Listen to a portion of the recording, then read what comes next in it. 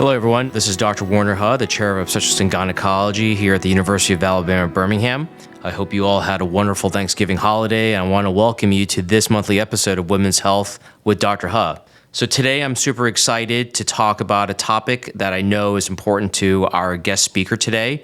It's the topic of endometriosis and associated infertility. I'm also excited to introduce our next speaker, Dr. Richard Burney, because he's our new Division Director for Reproductive Endocrinology and Infertility here at UAB in the Department of OBGYN. He's also an associate professor in the department. Just a brief background on Dr. Burney. He is a Auburn, Alabama native and really spent the majority of his career in the military, specifically with the Army, and has been in Tacoma, Washington at Madigan Army Medical Base for many, many years. And he attended West Point for college and did his infertility fellowship at Stanford University. So I'm super excited to have you join us, Dr. Burney, today. Happy to be back in Alabama, happy to be at UAB, and I'm thrilled to be on the podcast this morning. Well, great. So let's dive right into it. So I think many of our listeners have heard the term endometriosis many, many times, but just for a good place to start and educate our listeners, can you just talk about what exactly endometriosis is and, perhaps, how common is it, what women should look out for? Yeah, it's a great way to lead in. In fact, to your point, what is endometriosis was actually the third most Googled health question of 2018. Not many people knew that, with over 31 million queries. So public interest in an inquiry in this condition is definitely on the rise. But it remains what many refer to as an enigmatic disease due to the many perplexing features associated with the condition. In fact, this condition has been described for over a century, but the exact pathophysiology and pathogenesis of the condition is still a matter of debate. Interestingly, about 73% of the world's medical literature on the subject of endometriosis has been published over just the last 25 years. So a lot of important advances have been made, yet a lot remains to be learned about developing novel diagnostic, preventative, and even therapeutic approaches to endometriosis. So what is endometriosis? Well, it's a common gynecologic condition. It affects about 1 in 10 reproductive age women. In the general population, about 1 in 3 women who have otherwise unexplained infertility. It's defined by the presence of uterine lining, which is also known as endometrium, in locations outside the uterus. So predominantly the lining of the pelvis, ovaries, intestine, bladder. But interestingly, and this is one of those perplexing features I mentioned, endometriosis can also be found in more distant sites than just the pelvis. Sites like abdominal incisions, the lungs, and in rare cases, even the brain. To understand the disease, I think it's really important to review a few fundamentals, as well as some unique aspects of human reproductive anatomy and physiology that predispose women to endometriosis. So bear with me, I'm just going to go through a few of those points. First, the uterus or womb, it's lined by a lining known as the endometrium. And the endometrium is fascinating tissue insofar as it's turned over monthly. It's comprised of cells that include glandular and stromal cells. In fact, the pathologists make a histopathologic diagnosis of endometriosis on the basis of finding these endometrial glands and stroma in biopsies of sites, lesions that are located outside the uterus. So that's the formal definition of endometriosis. In women with normal menstrual cycles, the endometrium grows in thickness to support a potential pregnancy. But if that pregnancy doesn't happen, the lining shed in a process that we refer to as menstruation. And that menstruation is fundamental to the development of endometriosis. It's physiologically unique, interestingly enough, the process of menstruation to very few mammalian species, and those are the only species that are known to spontaneously develop endometriosis. So menstruation is really fundamental to the development of this condition. During menstruation, the majority of the lining is actually shed out the cervix as menses in an antegrade direction. But surgical studies that were performed in the mid-1980s showed that in 94% of women, so almost a majority of women, menstrual product is also released via open fallopian tubes into the pelvis in a process that we refer to as retrograde menstruation. This was a phenomenon that was first described in the medical literature by a surgeon named John Sampson in 1927. Now it's accepted to be the most widely supported method by which endometrium gets released into the pelvis. In the majority of women, that retrograde menstruation product that gets out into the pelvis is not a problem because it gets cleared by the immune system. But for reasons that remain unclear, in about 10% of women, those lesions don't actually clear. Instead, that tissue actually implants onto the lining of the pelvis or other organs and becomes what we refer to as an endometriotic or endometriosis lesion. And true to their endometrial origin, the lesions themselves, they continue to menstruate in their new anatomic location, knowing that they're from the endometrium, they continue to be endometrial-like and literally shed during the menses of subsequent periods, and this predisposes to development of pain during cycles called dysmenorrhea. Also predisposes to adhesion formation in these patients. The lesions grow locally. They form their own new vascular bundles, which can lead to chronic inflammation and other non-menstrual types of pain, such as pain with intercourse or dyspareunia. And that altered inflammatory environment in the pelvis sets the conditions for disordered hormonal pathways and consequent abnormal uterine bleeding, particularly spotting before the onset of full menstrual flow. And this is a symptom of endometriosis that's getting more and more attention, is the presence of spotting before the onset of full menstrual flow as a harbinger of pelvic inflammation and endometriosis. Interestingly, there are 3 different forms of endometriosis now described, and there's increasing evidence that these different forms may develop by different mechanisms or different pathogenesis. One form is peritoneal, and these are the lesions that are found on the lining of the pelvis.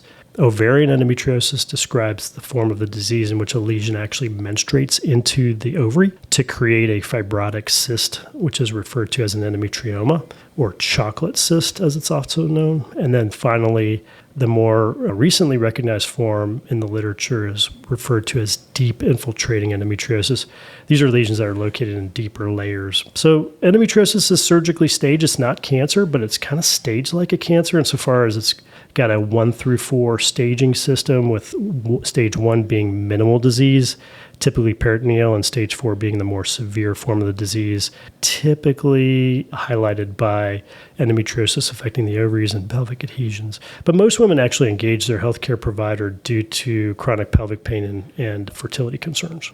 I had no idea that it was that common of a medically searched term in Google. And it's interesting, I think, in women's health, we probably see some of the most common conditions in all individuals, and obviously endometriosis and then other fibroids are really right up there. But what's remarkable to me is that number that you quoted in terms of incidence is probably on the low side, because there are probably thousands of women out there that have endometriosis who have no idea they have it.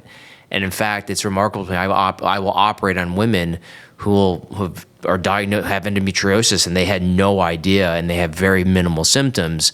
And so I think it's important to recognize that it's probably under-recognized overall in the community.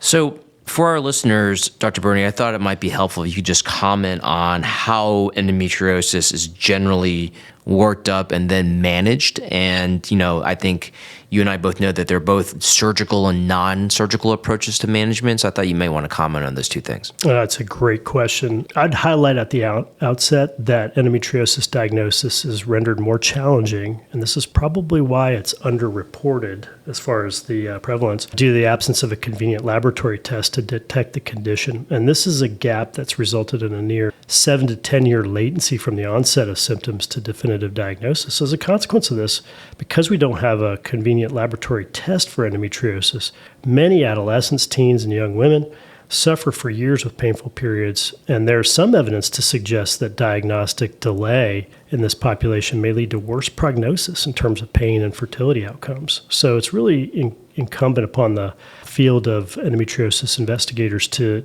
find a more convenient and ready diagnosis for endometriosis. And in the meantime, the reality of not having a diagnostic marker for endometriosis highlights the importance of increasing awareness for the condition. So it's a good thing that endometriosis is highly searched on Google, because awareness is increasing about the condition. In the absence of this test to diagnose endometriosis, the diagnosis is really made on the basis of a careful medical history and pelvic exam with attention to pain mapping. Imaging studies can also be useful, pelvic ultrasound in particular, and this is predominantly how I do physical exams, is through the pelvic ultrasound modality, because it's also helpful in identifying ovarian endometriosis when present. Finally, MRI has proven useful as well for the detection of the deep infiltrating form of the disease. The gold standard for endometriosis diagnosis remains surgery, typically in the form of laparoscopy. And when I'm working with residents in performing laparoscopy for endometriosis, I encourage biopsy of representative lesions or excision of lesions so that a histopathologic confirmation of disease can be rendered. There are multiple studies that show that the surgeon's macroscopic impression, particularly of early stage disease, is not always accurate. So histopathology is a really nice adjunct to the laparoscopic approach to disease. Management of endometriosis, well, that's really contingent on the goals and the priorities of the patient. For those patients that prioritize fertility, laparoscopic surgery and or fertility treatments are both evidence-based. I also manage quite a few patients who are presenting for the condition of endometriosis-associated pain and are not interested in fertility at the moment. And for those patients, I recommend a two-step approach. The first step is the treatment of existing disease, and this is really highlights the importance of reducing the lesional burden. And you, as a gynecologic oncologist, know all about reducing or debulking lesional burden, and that's really important in endometriosis as well. It's typically performed via a laparoscopic or robotic-assisted approach, although there's some evidence that this can also be accomplished via select hormonal, just such as prolonged reduced estrogen states with a GnRH agonist, for instance. So treatment of existing disease, the first step. The second step, and this is the step that's often overlooked in endometriosis management, is the prevention of recurrence. And the prevention of recurrence really is conducted by reducing or eliminating retrograde menstruation, which is the harbinger of new onset disease. This can be accomplished using a variety of hormonal approaches, including oral contraceptive pills, taken either cyclically or continuously, long-acting contraception options such as a levonorgestrel-containing IUD, GnRH agonists such as leuprolide acetate, or the newer form of treatment with abundant evidence to support its use is GnRH antagonists such as elagolix. Importantly, the approach to endometriosis care can require multiple practitioners. I think this is one of the messages I really want to leave with patients who may be listening to the pod, is that a multidisciplinary approach to endometriosis is really, really vital to improving the outcomes of treatment. I'll give you an example. Pelvic floor physical therapy can be extremely beneficial for patients with chronic pelvic pain, dyspareunia or pain with intercourse, or pelvic floor tension myalgia that can be associated with endometriosis. So having a coordinated care team is really, really critical to maximizing outcomes for pain patients. Yeah, I want to highlight something that you mentioned at the end there, which is the multidisciplinary approach. And if there's anything that I have learned over the past several years is that women are best managed with endometriosis by a team. And that team will include the gynecologist, the infertility specialist, maybe even a pelvic surgeon, the pelvic floor therapist. And it's actually important for our listeners and patients to understand that, because I think that's how we optimize outcomes for many of these women that have endometriosis. So that's kind of, in a way, the perfect segue for my next question to you, which is, and you briefly touched upon this, is what are some important considerations for an individual who has endometriosis and is trying to become pregnant? I know that is a topic of great interest to all infertility specialists, including yourself, Dr. Birdie, but I thought you might want to comment on it. Yeah, that's a great question. Thanks. Though I deal with a lot of patients that are presenting with endometriosis-associated pain, the majority of my practice is actually dealing with patients who are presenting due to an inability to conceive in the setting of endometriosis. So this is near and dear to my practice.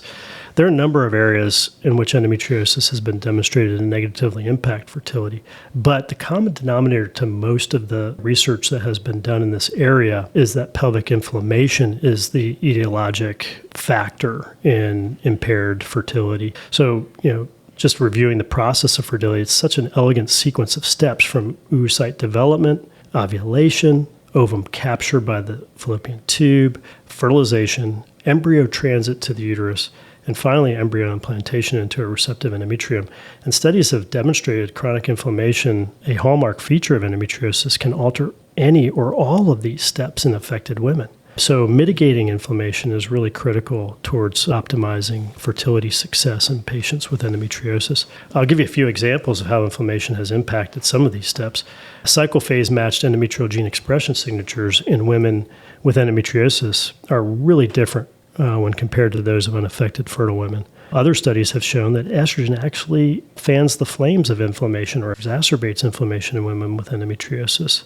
So these molecular studies that have been done that have demonstrated the impact of inflammation really kind of guide our approach to this patient population when they're attempting to conceive. There are some other important management considerations. There's an association of thyroid antibodies with endometriosis, so screening for thyroid disorders in this population is recommended. There's evidence that reducing the burden of disease via laparoscopy for patients with early stage endometriosis results in higher pregnancy rates than no treatment at all. One of the larger surgery for fertility studies that have been published revealed this finding. And then finally, there's evidence that estrogen dependence of the condition and reduction of estrogen-associated inflammation can elevate the fertility of patients affected with this condition. So we'll sometimes use GnRH agonists for disease suppression as a lead-in to ovarian stimulation. And for patients undergoing IVF, freezing all the embryos and returning to transfer once the elevated estrogen levels have reduced to optimize pregnancy and minimize inflammation is a viable strategy. Yeah, there's a lot there. I mean, I always knew that there was an association with endometriosis and fertility outcomes, but I actually learned something today about gene expression and just sort of the mechanistic association with endometriosis and infertility. So it's a fascinating answer to that question. So again, we're all super excited that you're here at UAB and that you've decided to come home after many, many years.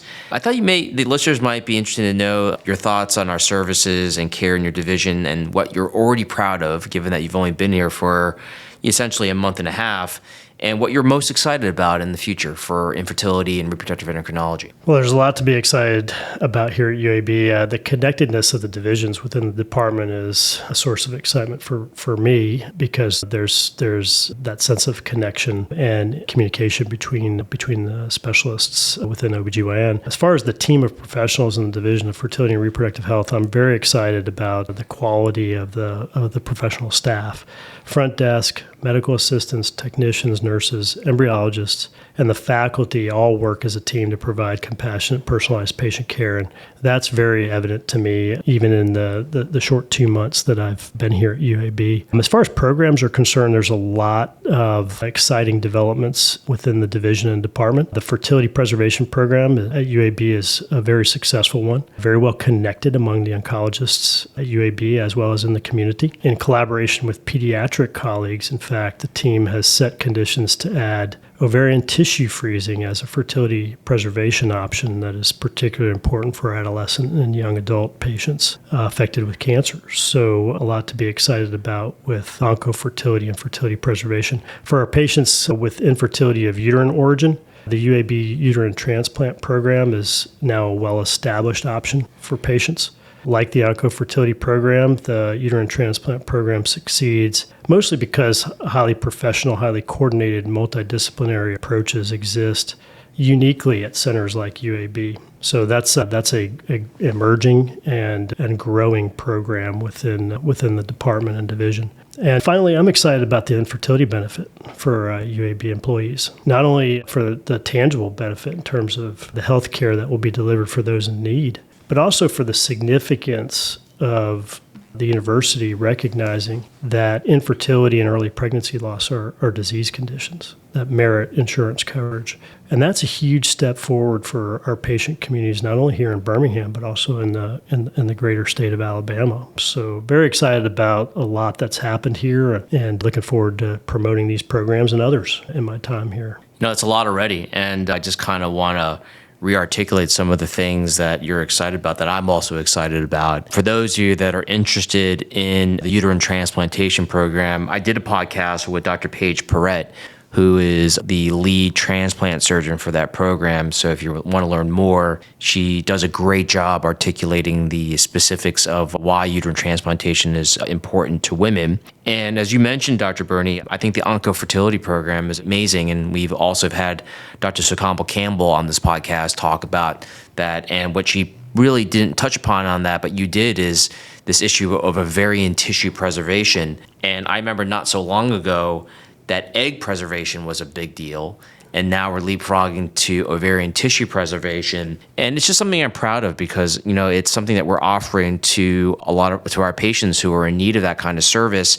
And it's just not commonly provided. And I just want to credit you and your team for building out those clinical services. And then lastly, the infertility benefit. It's one of these things that I think it's important for the UAB community. I'm very much committed, as you are, to expanding that benefit so that it's truly meaningful for employees and couples who are trying to become pregnant. So I think it's really important for individuals who work at UAB or are associated with UAB. And the last two things that I don't think that you touch upon, but you definitely need to give yourself credit for is, I know that you have a significant interest in precision-based research in terms of outcomes. And so I'm excited some of that work that you will hopefully introduce in the near future. And the last thing that we've already mentioned, and this thematically something that comes up over and over again, is this multidisciplinary approach that we provide to care.